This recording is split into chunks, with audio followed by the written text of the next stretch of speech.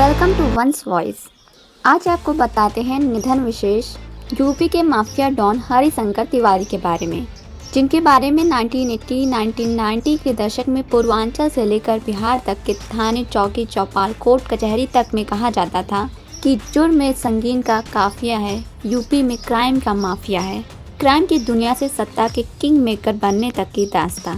जब तक हरिशंकर तिवारी जीवित रहे तब तक पूर्वांचल में न जाने अतीक अहमद, धनंजय सिंह, सुरेश ठाकुर, ब्रजेश सिंह से लेकर कितने माफिया डॉन जन्मे और निपटे। हरिशंकर तिवारी के ऊपर मगर किसी की छाया नहीं पड़ सकी। अगर किसी ने हरिशंकर तिवारी और उनके आपराधिक साम्राज्य की ओर झांकने की सोची तो वो ऐसा नहीं कर सका। जिन हरिशंकर तिवारी को लोग माफिया डॉन बताते रहे, उनके खिलाफ कभी कोई आरोप सिद्ध नहीं हुआ। यह कहानी है उन्हीं हरिशंकर तिवारी की जो पहले माफिया डॉन बने और बाद में सफेद पोश का चोला ओढ़ लिया ताकि कोर्ट कचहरी, थाने, चौकी के चक्करों से महफूज रह सके। 1980 के दशक के मध्य में जिनके हस्तक्षेप के पूर्वांचल में सरकारी परियोजनाओं की शुरुआत होने के साथ ही उनकी तूती बोलने लगी थी। कह सकते हैं कि सरकारी टेंडर्स के काले कारोबार ने ही हरिशंकर तिवारी को माफिया डॉन बना डाला। जब हरिशंकर तिवारी ने ताड़ लिया कि अब पूर्वांचल के अपराध जगत में उन्हें ललकारने वाला कोई नहीं है, तो उन्होंने एहतियातन खुद को सुरक्षित रखने के लिए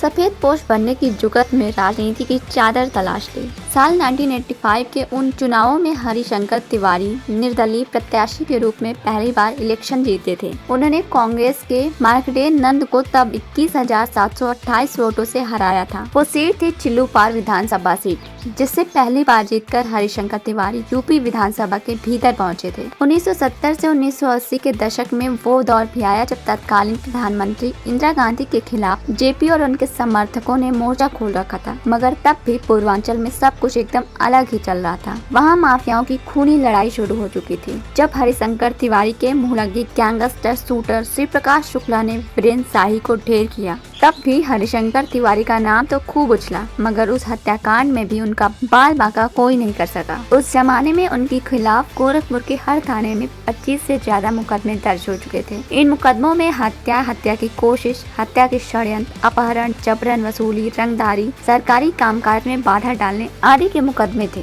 दिलचस्प बात यह है कि इतने मुकदमों में से किसी में भी उनके ऊपर कोई आरोप साबित नहीं हो सका। कहते तो यह भी थे कि राजनीति के अपराधीकरण होने का श्रेय भी इन्हीं हरिशंकर तिवारी को जाता है। हरिशंकर तिवारी की हनक का अनुमान अपराध जगत और राजनीति से जुड़े लोगों को साल 1985 में तभी लग गया था जब जेल के भीतर बंद रहते हुए भी वो चुनाव जीत गए। बताते हैं कि हरिशंकर तिवारी उस जमाने में देश के ऐसे पहले माफिया डॉन से हो चुके थे जिसने जेल के भीतर रहकर चुनाव जीत लिया था। गोरखपुर के बढ़लगंज के टांडा गाँव में 5 अगस्त 1935 को जन्मे हरिशंकर तिवारी 6 बार चिल्लूपाल विधानसभा से विधायक रहे। इस दौरान सूबे में सत्ता चाहे कल्याण सिंह की हो या मुलायम सिंह यादव की, हरिशंकर तिवारी का प्रभाव कभी कम नहीं हुआ। वह अलग अलग सरकारों में अलग अलग विभागों के मंत्री रहे। 1996 में पहली बार कल्याण सिंह की सरकार में वो साइंस एंड टेक्नोलॉजी मंत्री बने। साल 2000 में उन्हें स्टाम्प मिनिस्टर बना दिया गया था। 2001 में जब राजनाथ सिंह सूबे के मुख्यमंत्री बने तो उस सरकार में भी हरिशंकर तिवारी का मंत्रालय कायम रहा। साल 2002 में मायावती की सरकार बनी, तब भी मंत्रालय में हरिशंकर तिवारी का नाम आरक्षित रहा। 2003 में सूबे में समाजवादी पार्टी की सरकार बनी तो पासा पलटकर हरिशंकर तिवारी उधर निकल गए और मंत्री पद पक्का कर लिया। मतलब सूबे में सरकार भले ही किसी पार्टी की क्यों न आती जाती रही हो, हर सरकार में मंत्री का एक पद समझिए हरिशंकर तिवारी। माफिया से माननीय नेता और फिर मंत्री बने हरिशंकर तिवारी के जीवन में वो भी दिन आया जब उन्हें अपराध और राजनीति दोनों से अपने पांव पीछे खींचने पड़ गए। लिहाजा ऐसे में उन्होंने अपनी राजनीतिक विरासत